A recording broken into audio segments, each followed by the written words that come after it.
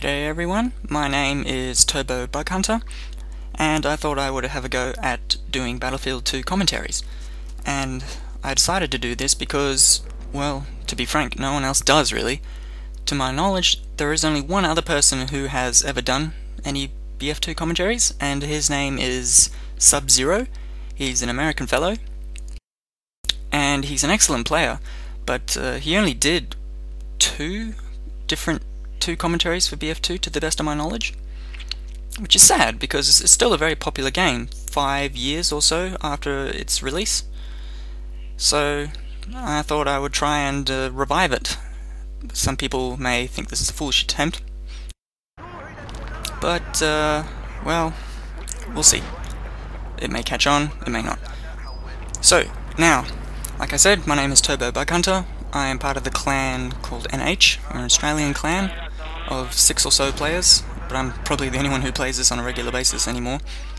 And at the time that I played this, I was a colonel, and getting pretty close to Brigadier General. And some of you may have heard of me, or may have heard of the clan. I'm sure I may have heard of a fair few of you, because I've been around for so long, at least the Australian players. I'm sure I've been on a couple of overseas servers, but it's mostly Australian. And so now onto the gameplay. As you can probably tell, the map is Operation Harvest, and I am basically, for the entire time, in the tank, which may sound a bit boring, but I am doing my job as a tank person should. And the job of the tank person is to basically to hold the line against the enemy, to defend the position, defend the flags, and stop them from getting it at all costs. And we were able to do that successfully in this round. We were able to hold them back the whole time, and we were able to win quite convincingly. I hope it doesn't spoil it too much, but it becomes more and more apparent as the round goes on, let's just say. And as you could probably tell, I fast-forwarded through the first bit, because there was just me jumping in a tank and driving up to the front. And I spawned at Dairy Farm because you get 2 tanks that spawn there, and because most people spawn at the MEC field base, their main base, so they can grab the chopper, hardly anyone spawns at the Dairy Farm, which is where the 2 tanks spawn at the very beginning. So I was able to get a tank, because no one else spawned there, to be honest, and I was able to come up to defend the front, and I decided to jump out and get rid of these mines that were put here earlier, because that's just who I am. I'm a team player. And I can see I got at least one other person in the squad, which is good to know, and that he's an engineer, which is even better, because we're able to keep each other alive. As long as if he's in a vehicle and I'm in a vehicle, we can just keep each other alive indefinitely, which is the real asset of having engineers on a map like this, where armour is so prevalent. So as you can tell from what I'm doing here, or as we're doing here, with the APC in tow, and another tank for the time being, is that we are just holding this position. We are doing exactly as the tank is supposed to do. We are blocking them from getting across, and no one is. Sure, they're getting across the bridge, but not really getting much further than that, and we're just stopping them cold. And I'm a bit nervous because at this point the chopper is marauding about, as you just saw fly past earlier, and so I'm always wary of that. So every now and then I look up in the sky to make sure it's not bearing down on me, about to take a shot. So now I just go over to the other side now to see if there's anything going on, and I fast forward through this bit because nothing is going on the other side. So I go back to my original position, and I see the chopper coming across, and I thought I had that, but oh well, apparently it was not good enough. So come back up towards the bridge, where the APC is, who actually also has an engineer inside, which is very handy, so we can keep each other repaired constantly. And the engineers are really the unsung heroes on a map like this, where there's a lot of armour, because you can just keep repairing and repairing and repairing, and keep those tanks and APCs alive for really a really long time. So but if you haven't got engineers nearby to keep you fixed up, your lifespan is reduced considerably, because you basically have to rely on yourself or supply drops to keep you repaired. And you can only rely on yourself to do that if you are an engineer, which I am. I always go engineer when I'm using a tank, at least for an extended period. Well, maybe not extended period, but for the whole round. And I thought I had that guy with that shot. I was like, yes! But then I looked at the kill feed and it said that the guy in the scout chopper got him, the Eurocopter 635, so congrats to him.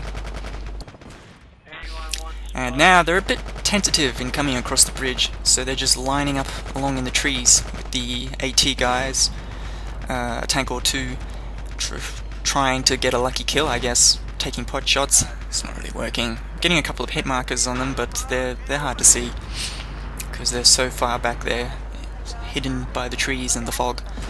And my engineer's continuing to keep me fixed up. God bless him, doing his job.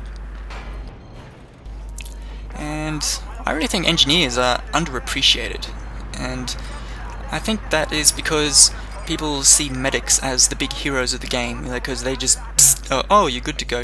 But with the engineers, they just sort of go about their job quietly. They put down mines here and there, hopefully in the right places, not places where all the friendlies are driving, but they can block off the choke points, and they can keep the tank fixed up, like I said, and basically they can just add that little extra bit of help to your team that can make all the difference between winning and losing.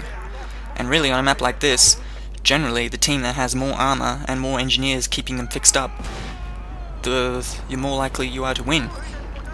And I just noticed my gunner on my turret just got sniped then, so I was a bit sad. And oh yes, at this point they start using jihad jeeps, which is it's also sad to see, because basically that means they're desperate. And that means that A, you're not going to get a good fight. They're just going to start trying to ram C4 loaded jeeps down your throat. And B, well, it's going to make your life a whole lot scarier. Because when you see one of those coming towards you, you have to prioritize it over everything else, because you don't know if it's loaded with C4 or not. And me and my trusty buddy here in the APC, still holding the line, no one's getting across. And then I just noticed that he gets blown up by the attack chopper. So instantly I decide, yeah, it's probably a good idea to get out of this spot, because chances are that chopper's seeing me too, and he's probably going to come around for another pass to take me out. But then I realized that some eagle-eyed chap on the HJ-8 missile launcher was able to shoot him out of the sky, which was a good shot. It's not an easy thing to do. So now they're coming across the open ground in the tanks, which is not a smart idea, because basically everyone can see you, everyone can hit you.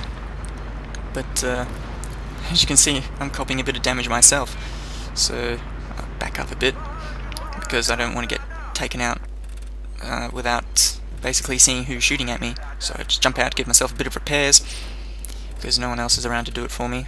Well, I mean, it's not like I solely rely on other people to do it for me. I don't just go, yeah, slay, repair. Most of the time the repairs done to my tank are done by myself. So I just fix it up, and I head back out there, back into the fight, see where the enemy is. I try to find that guy who was shooting at me, but I think someone else may have gotten him already. And there's another jeep coming across, also loaded with C4, and he is consumed by a spectacular fireball, which is always very nice to see. It always makes me feel good when I take out a guy in a jihad jeep, because he thinks that he's got ya, but no sir. Now that was a lucky shot. I had no idea where he was behind that tree. I just sort of took a guess and fired through the foliage, and I was able to clean him up. And I'll just fast forward through this bit as well, because it's just me going back and forth a bit, having a pot shot at the chopper, but missing hopelessly.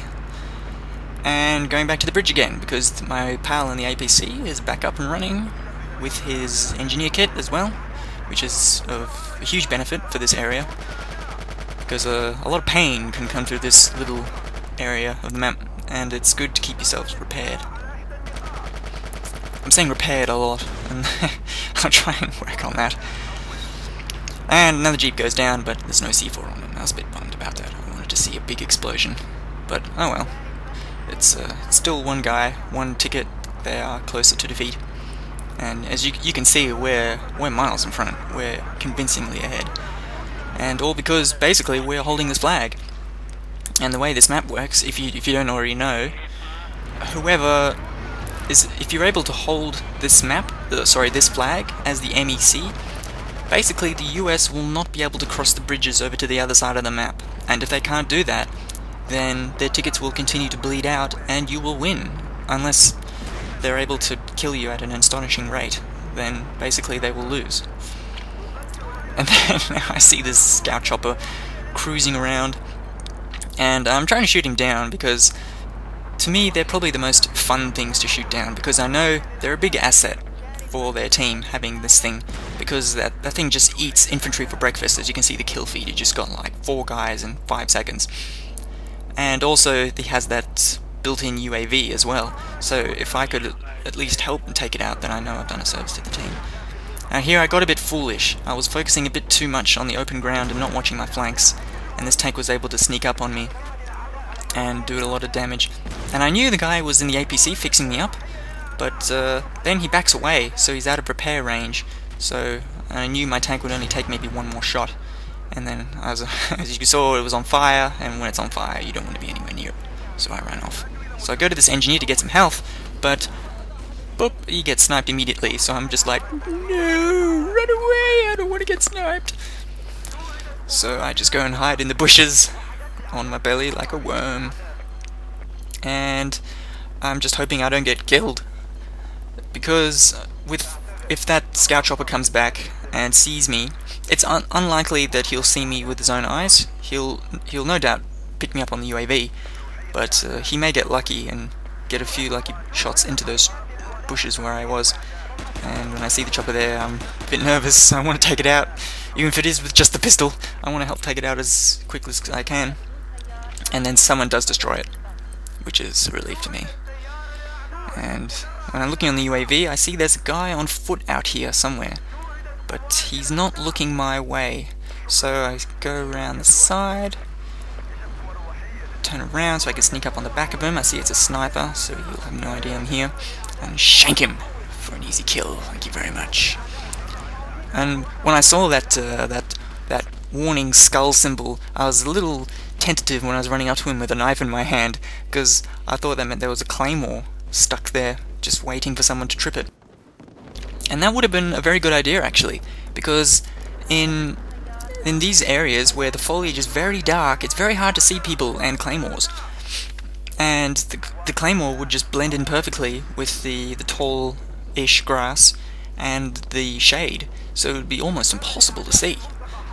And unfortunately for him, he didn't think of that. Fortunately for me, I was able to get him without getting cleaned up by the claymore. I would have felt a bit silly if I was able to survive all this time only to be carelessly killed by someone's claymore. And then a tank gets me. I thought I was hidden, but the round ends anyway. We win convincingly, and that didn't officially count as a death, so I'm happy. So it was a perfect game for me.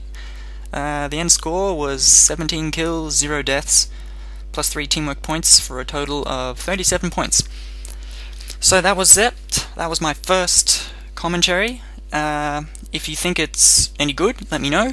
Give me any tips for improvement that you think I could implement, or if there are any maps that you'd like to see me do, any gameplay types, like if you want to see me use armour, or use a chopper, or infantry, or jets, or whatever, let me know. Or if there's any particular class you want to see me use, let me know as well. Leave a comment. Also, if you just know me, then just send me a message. Just say, oh yeah, g'day Turbo, how's it going? And I may or may not know you. If you're an Australian player, there's a good chance I might know you already. And yeah, so just let me know what you guys think, and I'll post some more in the future. It's Turbo, I'll catch you later.